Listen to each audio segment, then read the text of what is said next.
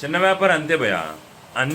Canada మన bottles వెళ్తున్నాయి షఫియాన్ భాయ్ అని చెప్పాను కదా, అది సఫియాన్ భాయ్ అడ్రస్కి అష్ఫాక్ భాయ్ అని ఒక ఆయన ఉన్నారనమాట కెనడాలో. ఆయన కెనడాకి తీసుకువెళ్ళడానికి చేయించుకున్నారు.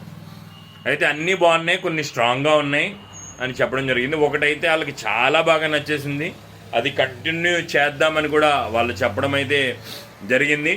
చాలా బాగా మాట్లాడారు. అంటే ఒక వాయిస్లో ఉన్న ఆ హ్యాపీనెస్ని క్యాచ్ చేసి ముందే చెప్పాను అనమాట, ఏంటి స్ప్రేలు బాగున్నట్టున్నాయి, అందుకే మీరు ఇంత హ్యాపీగా మాట్లాడుతున్నారంటే చాలా బాగున్నారు సరిపోయి, కొన్ని స్ట్రాంగ్ ఉన్నాయి, నాకు కొంచెం లైట్ కావాలి, నేను చెప్తాను అవి లైట్ చేద్దరు కానీ చాలా బాగున్నాయని ఆయన అయితే రివ్యూ ఇవ్వడం అనేది జరిగింది.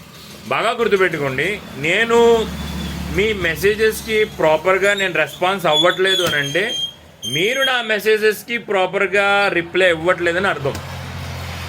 ఆర్డర్స్ ఏవైతే మీరు పెట్టుకుంటారో నేను చెప్పే ఒక ప్రాసెస్ ఏదైతే ఉంటుందో అది కంటిన్యూ అయిపోండి, మీ ప్రాసెస్ ఈజీ అవుతుంది.